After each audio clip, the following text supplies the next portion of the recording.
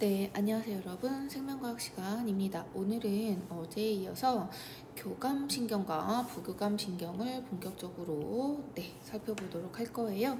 자, 우리의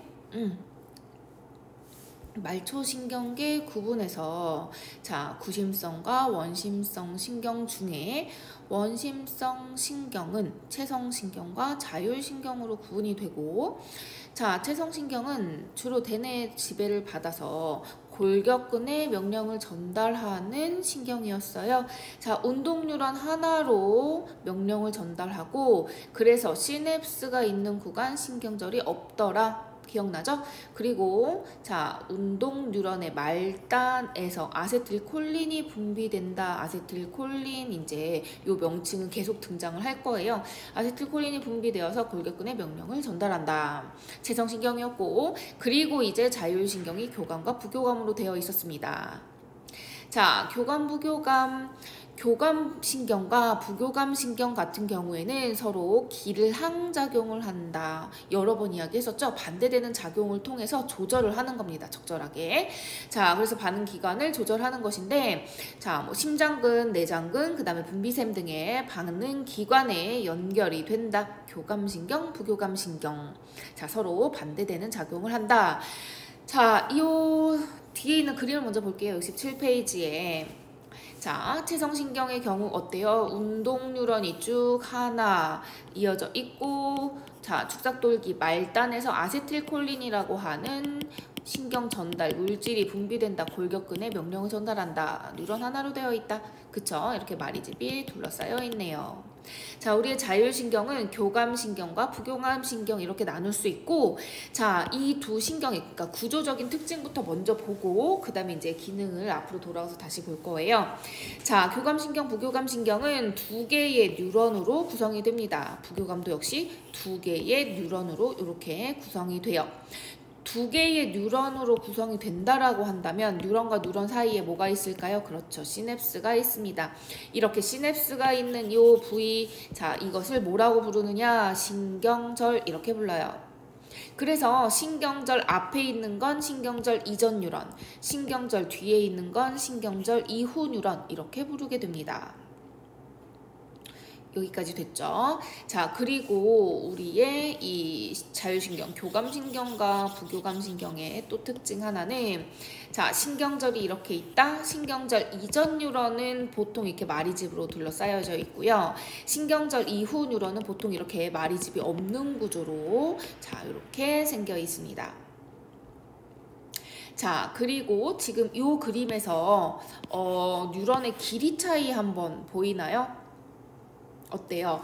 교감신경은 신경절 이전 뉴런, 이게 이제 기니까 절전 뉴런 이렇게 짧게 부를 수도 있어요. 절전 뉴런을 보니까 어때요? 길이가 짧아요. 교감신경은 절전이 짧고 절후가 길어. 부교감은 반대, 절전이 길고 절후가 짧아. 되겠죠. 그래서 이제 뭐 기억하기 쉽게 교감, 부교감, 교감 길이가 더 짧으니까 앞쪽이 이제 짧다 뭐 이렇게 기억하는 뭐 이런 방식도 있는데 뭐 알아서 하시고, 교감신경은 절전이 짧다, 부교감은 절전이 길다, 절후가 짧다. 이렇게 길이 되겠죠. 그리고 분비되는 신경 전달 물질 여기 이제 차이가 있는데요.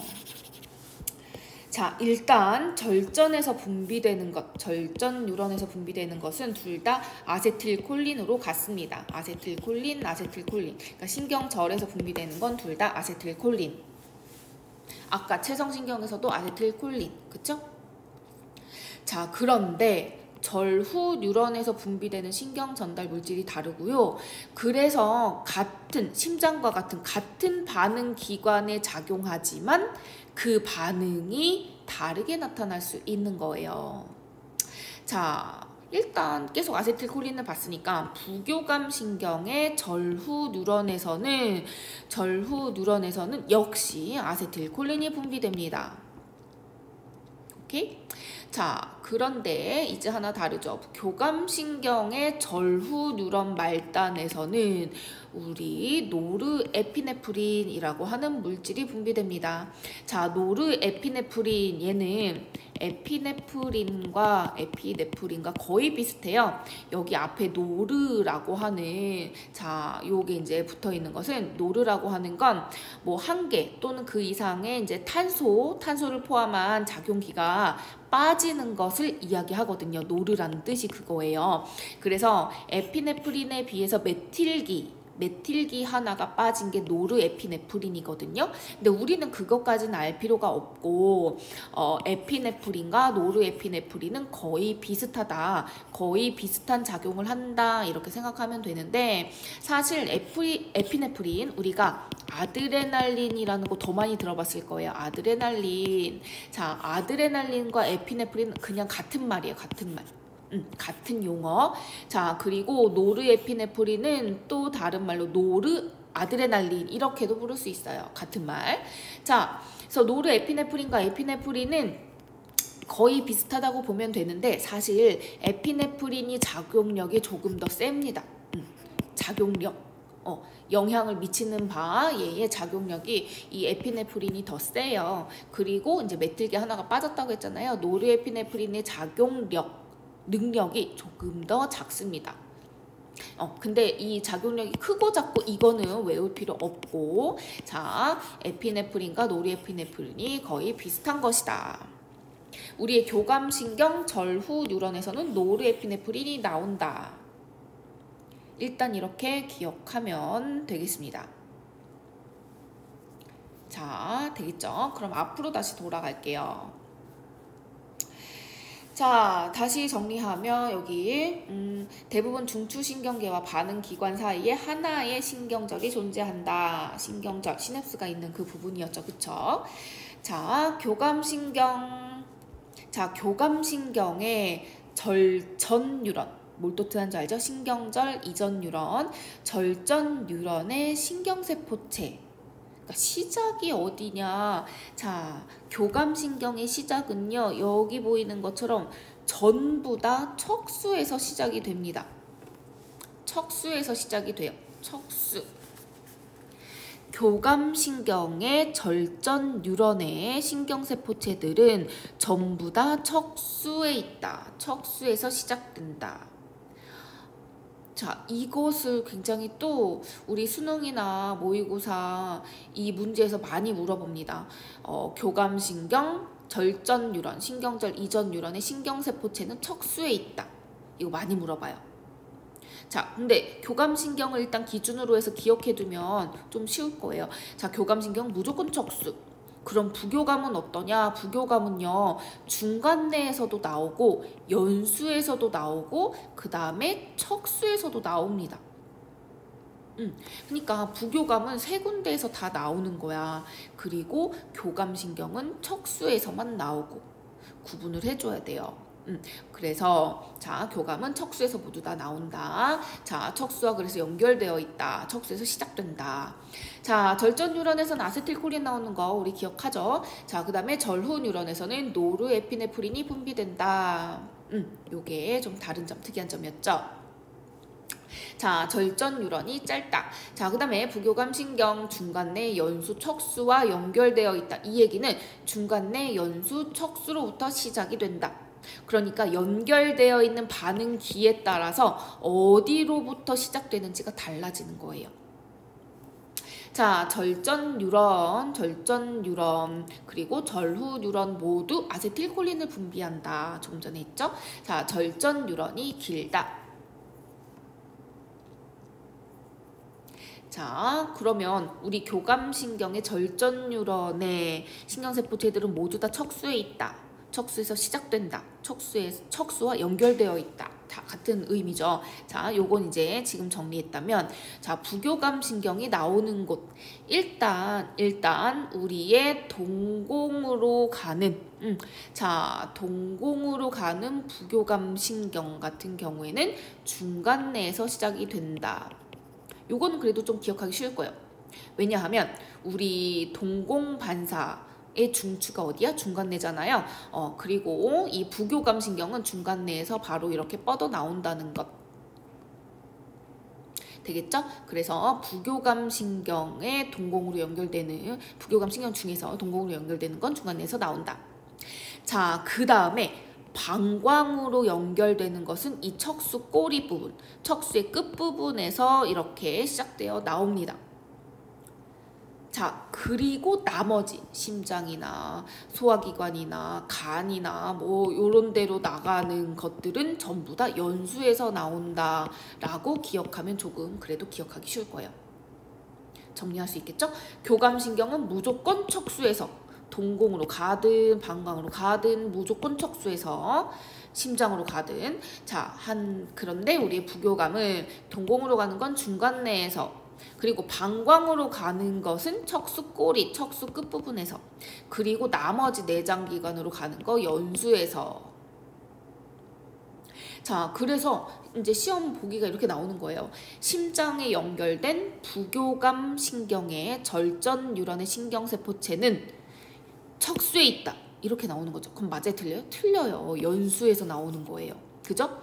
신경세포체는 연수에 있다. 이렇게 해야지 맞는 거예요. 그래서 이 부분을 잘 기억해야 합니다. 시험 문제에서 잘 물어보는 그 시작점, 신경세포체, 절전 뉴런의 신경세포체가 어디에 있는지 요거 잘 기억해 놓으셔야 한다.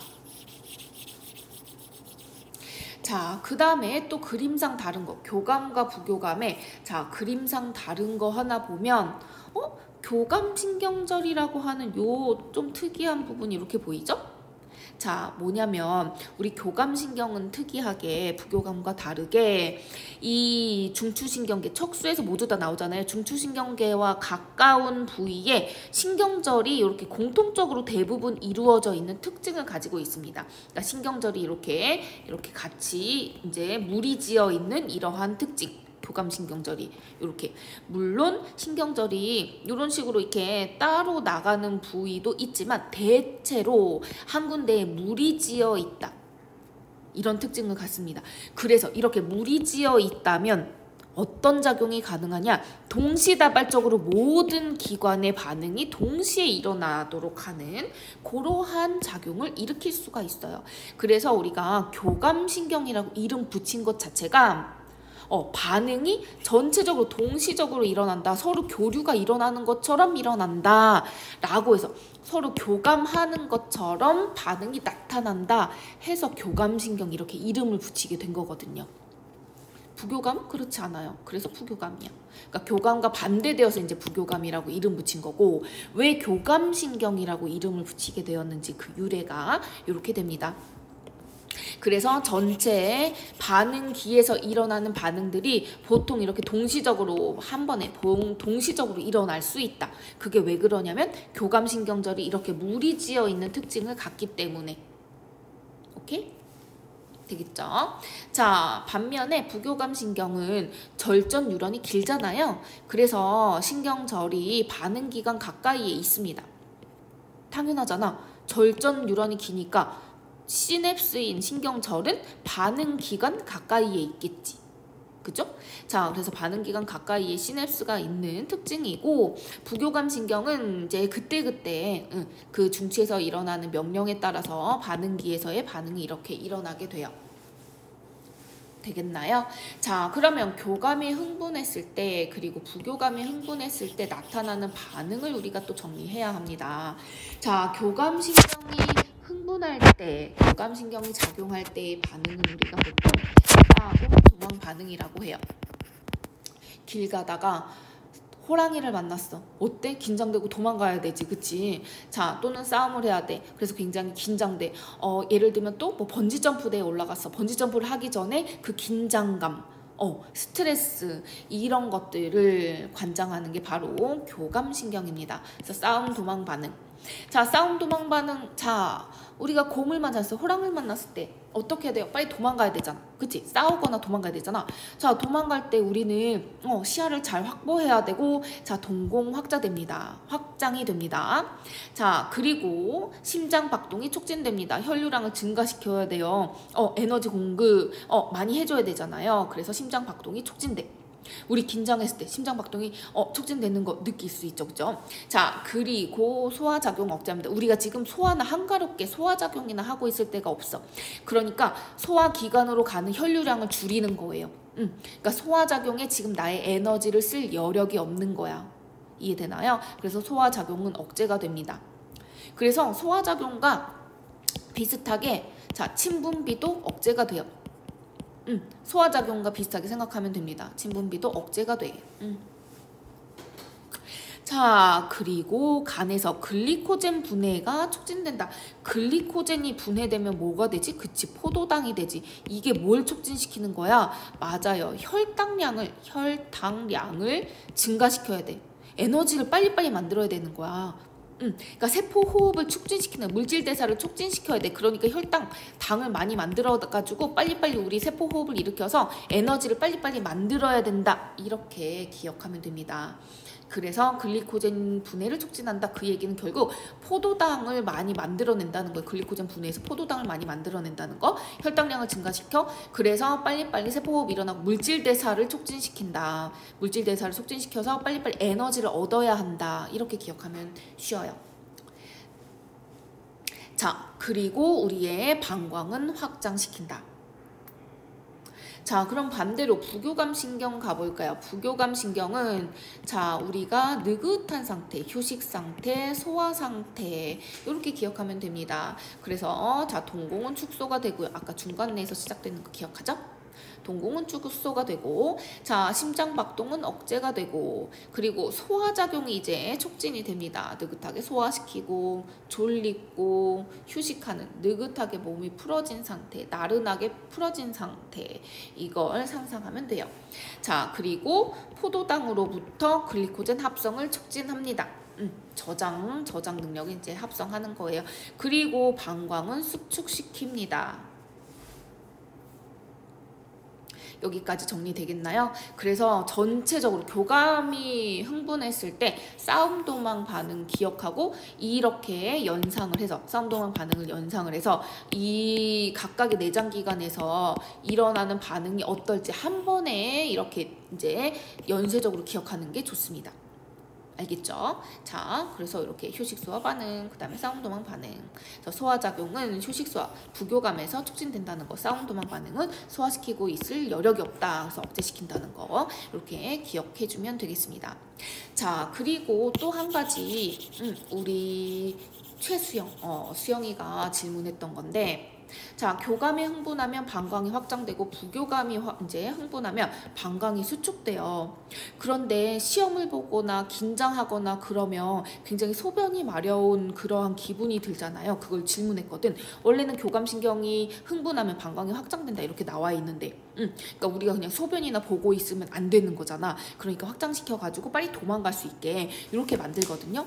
그런데 이제 시험을 본다든지 이런 감정적으로 굉장히 스트레스를 받고 이렇게 되면 이제 교감과 부교감의 그러한 이제 조화가 균형이 조금 무너지게 돼요. 그래서 방광으로 가는 이러한 신호 같은 경우에 둘 다 이제 수축을 일으키는 교감과 부교감이 동시에 작용을 이렇게 방광에 하게 되는 그리고 또한 방광 주변에 있는 근육이 스트레스로 인해서 수축하는 그러한 작용이 일어나게 됩니다. 그래서 이제 이러한 감정적으로 스트레스를 받고 이러한 경우에 이제 소변이 마려운 그러한 이제 반응이 나타나기도 한다.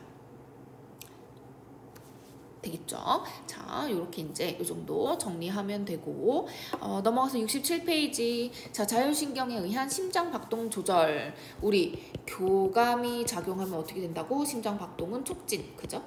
그 다음에 부교감은 어떻게? 억제. 자, 자율신경 A와 B가 연결된 두 개의 개구리 심장을 준비합니다. 그 다음에 생리신경수가 담긴 비커에 넣습니다. 자, 자율신경 A다. 뭐가 교감이고 부교감인지 모르는데 알아맞추라는 거죠. 그 다음에 이쪽에는 자율신경 B가 연결돼 있고 자극을 주자. 자극을 주었을 때 자, 이 심장세포에서 활동 전이가 발생하는 빈도를 측정하자. 강도는 이 빈도로 나타나죠. 그죠? 자, A를 자극했을 때보다 B를 자극했을 때 B를 자극했을 때 빈도가 낮게 나타났다. 그러니까 A가 지난 세기예요. A가 여기, 그 다음에 여기. 맞아요? 그러니까 자극 전과 비교를 해보면 자극 전이 여기 중간에 나와 있거든요. 자극 전이 요렇게 자극 전의 활동 전이 빈도가 요렇게 됐는데 A를 자극하니까 자극 전보다 빈도가 앞으로 당겨졌잖아요. 그쵸? 이 얘기는 뭐야? 빈도가 높아진 거야. 그러니까 A는 뭐가 돼? 그렇지. 교감신경이 되는 거야. 자, 그 다음에 B를 자극하니까 자극 전보다 어때? 뒤로 갔네? 여기 B 자극한 게 여기로 갔네? 자, 빈도가 낮아졌어. 그러면 신경 B는 뭐가 되는 거야? 그렇죠. 부교감이 되는 거죠.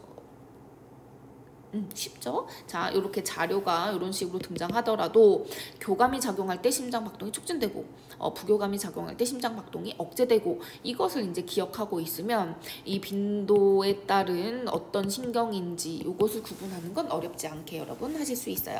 자, 넘깁니다. 68페이지. 자, 신경계의 이상과 질환 이제 정리를 할게요. 자, 우리 중추신경계 이상 자, 첫 번째가 알츠하이머병, 우리 치매라고 많이 알고 있죠. 그쵸? 그래서 이 치매, 노인성 치매의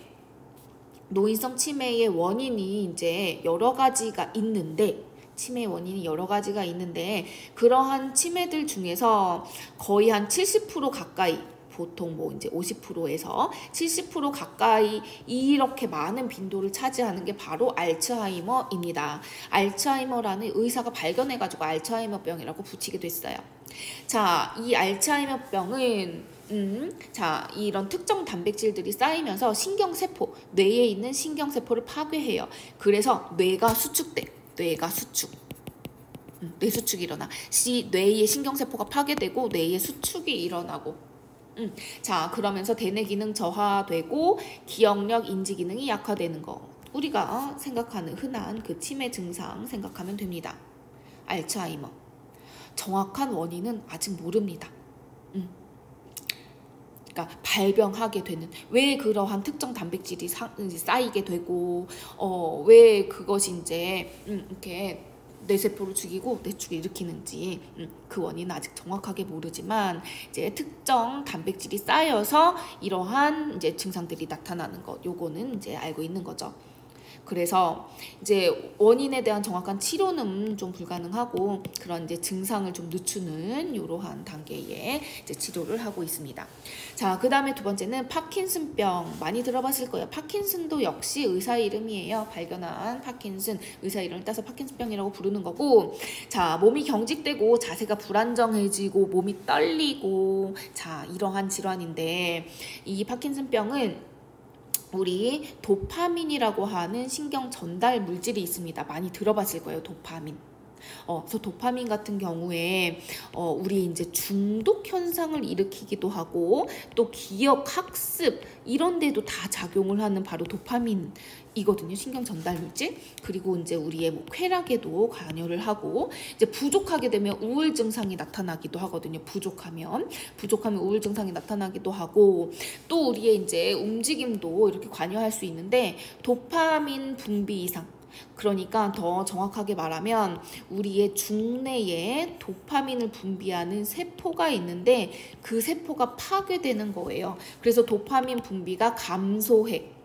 자, 그러면서 운동 장애를 일으키는 그러한 병이 바로 파킨슨병입니다. 자, 도파민 되겠죠. 자, 그 다음 운동신경 이상에 의한 질환. 자, 근위축성 측삭 경화증 이라고 하는 되게 긴 병명인데 우리한테는 루게릭병으로 더 익숙한 병입니다. 자, 루게릭병의 루게릭은 이건 이제 의사 이름이 아니고 이 병을 알았던 예전에 유명했던 야구선수 이름이에요. 야구선수가 이 병을 알았는데 그래서 이 루게릭병이라고 이렇게 이름을 붙이게 되었습니다. 근육이 위축되는 자, 그래서 이 골격근을 조절하는 게 우리 체성신경, 운동 뉴런이잖아요. 이 체성신경이 파괴되는 거야. 그러니까 명령을 내리지 못하니까 골격근 수축이 제대로 되지 않겠지. 그래서 근육이 경직되고 경련을 일으키고 근육 수축 명령이 없으니까 근육이 점점 약해지는 거예요. 그래서 결국에 이제 호흡 근육의 마비까지 이렇게 오게 되는 그러한 질환입니다. 자, 그래서 이렇게 이 신경계 이상에 대한 질환들 요것들 살펴봤고요. 여기 이제 알츠하이머의 진단 우리 자 PET라고 하는 양전자 방출 단층 촬영 이렇게 이제 이야기를 하는데 이 PET 스캔을 하게 되면 이렇게 이제 뇌의 활성 부위를 알 수가 있어요. 그래서 여기에다가 방사성 동위원소로 표시된 포도당을 주입한 다음에 포도당이 활발하게 소비되면 밝게 보이고 자, 활발하게 소비되지 않아. 그러니까 활동이 활발하지 않는 거죠. 그런 부분은 이렇게 색깔이 어둡게 죽은 것처럼 어둡게 이렇게 나타나는 거야. 그래서 정상인과 알츠하이머를 비교해보면 알츠하이머는 작동하지 않는 부분이 이렇게 중앙에 많이 자, 일어나 있는 거야. 활동이 많이 죽어있는 이러한 부분을 이렇게 촬영으로 알 수 있다. 자, 라는 그러한 진단 이야기입니다. 되시겠죠? 자, 요 정도 정리합니다. 그래서 우리의 신경계는 여기로 끝났고요. 자, 여러분들은 다음 주 이제 월요일 올 때까지죠. 우리 앞에서 나왔던 자극의 전달 거기 부분 남은 문제 그거 숙제로 풀어오시고 그리고 요 뒤에 신경계의 문제도 3점짜리까지 끝까지 전부 다 풀어올 수 있도록 합니다. 숙제 아시겠죠? 네, 고생 많았습니다.